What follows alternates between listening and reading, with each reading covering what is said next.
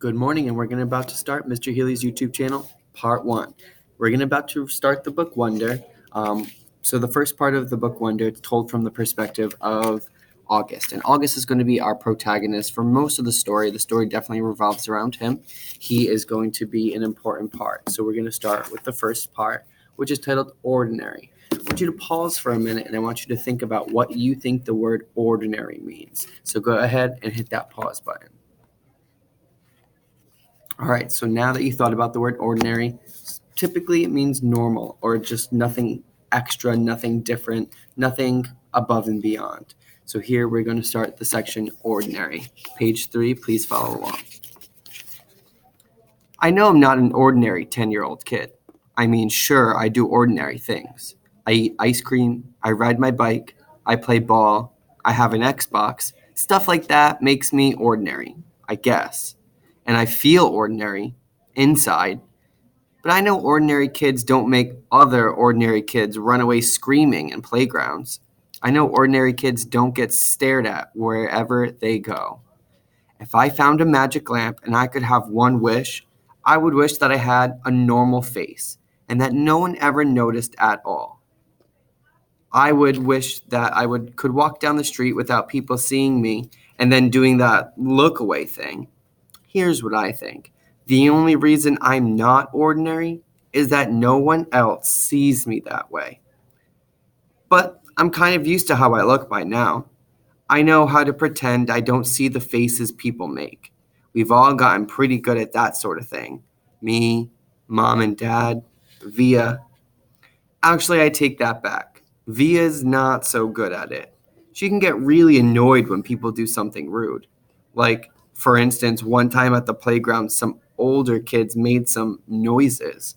I don't even know what the noises were exactly because I didn't hear them myself, but Via heard and she just started yelling at the kids. That's the way she is. I'm not that way. Via doesn't see me as ordinary. She says she does, but if I were ordinary, she wouldn't feel like she needs to protect me so much. And Mom and Dad don't see me as ordinary either. They see me as extraordinary. I think the only person in the world who realizes how ordinary I am is me. My name is August, by the way. I won't describe what I look like. Whatever you're thinking, it's probably worse. The next section, why I didn't go to school, page 4. Next week I start 5th grade. Since I've never been to a real school before, I'm pretty much totally and completely petrified. People think I haven't gone to school before because of the way I look, but it's not that. It's because all of the surgeries I've had, 27 since I was born. The bigger ones happened before I was even 4 years old, so I don't remember those. But I've had 2 or 3 surgeries every year since then, some big, some small. And because I'm little for my age and I have some other medical mysteries that doctors never really figured out, I used to get sick a lot. That's why my parents decided it was better if I didn't go to school. I'm much stronger now, though. That last surgery I had was 8 months ago, and I probably won't have to have any more for another couple of years. Mom homeschools me. She used to be a children's book illustrator. She draws really great fairies and mermaids. Her boy stuff isn't so hot, though. She once tried to draw me a Darth Vader, but it ended up looking like some weird mushroom-shaped robot. I haven't seen her draw anything in a long time.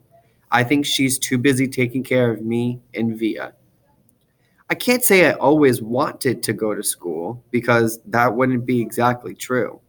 What I wanted, uh, what I wanted was to go to school, but only if I could be like every other kid going to school, have lots of friends and hang out after school and stuff like that. I have a few really good friends now. Christopher is my best friend, followed by Zachary and Alex. We've all known each other since we were babies, and since they've always known me the way I am, they're used to me. When we were little, we used to have play dates all the time, but then Christopher moved to Bridgeport in Connecticut. That's more than an hour away from where I live in North River Heights, which is at the tip top of Manhattan. And Zachary and Alex started going to school. It's funny, even though Christopher's the one who moved far away, I still see him more than I see Zachary and Alex. They have all these new friends now. If we bump into each other on the street, they're still nice to me though. They always say hello. I have other friends too, but not as good as Christopher and Zach and Alex were. For instance, Zach and Alex always invited me to their birthday parties when we were little, but Joel and Iman and Gabe never did. Emma invited me once, but I haven't seen her in a long time. And of course, I always go to Christopher's birthday. Maybe I'm making too big a deal about birthday parties. So pause here for a second because we learned some great information in the exposition of this book, which is the beginning of the story. We learned two things. We learned all about the characters. So the story, the protagonist, the main character is August. And August has a mother and father who he lives with and an older sister, Via, and they're all going to play very important parts in the story. And throughout the book, we might see the story told from their perspective, which is really interesting that the author of Wonder does. We also learned where the story takes place. And if you go to page 5, right there at the top, it says North River Heights, which is at the tip-top part of Manhattan. So Manhattan is New York City. So New York City is on a long island south of kind of the state of New York, and the whole island is called Manhattan. So he lives technically in New York City. Let's keep going with page 6, How I Came to Life. This is my favorite section of this part. How I Came to Life, page 6. I like when Mom tells this story because it makes me laugh so much. It's not that it's funny in the way a joke is funny, but when Mom tells it, Via and I start cracking up. So when I was in my mom's stomach, no one had any idea I would come out looking the way I look. Mom had Via 4 years before, and that had been such a walk in the park, Mom's expression, that there was no reason to run any special tests. About 2 months before I was born, the doctors realized there was something wrong with my face, but they didn't think it was going to be bad. They told Mom and Dad I had a cleft palate and some other stuff going on. They called it small anomalies. So pause for a second. Think about what that word anomalies mean, and we'll get back to that at the end.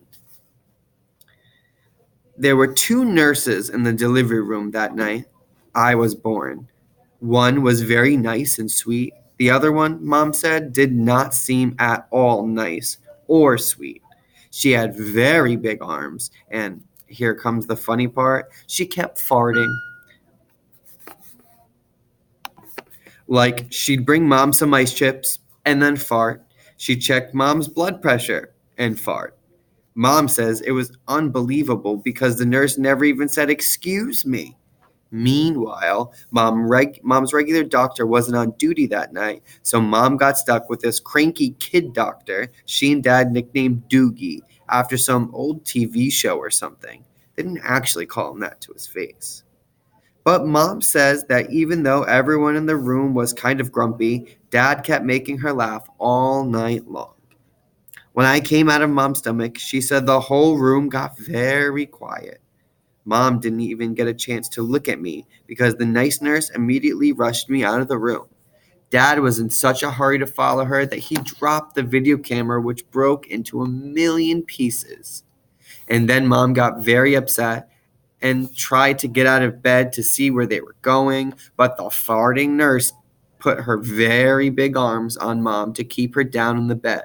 They were practically fighting because Mom was hysterical and the farting nurse was yelling at her to stay calm, and they both started screaming for the doctor.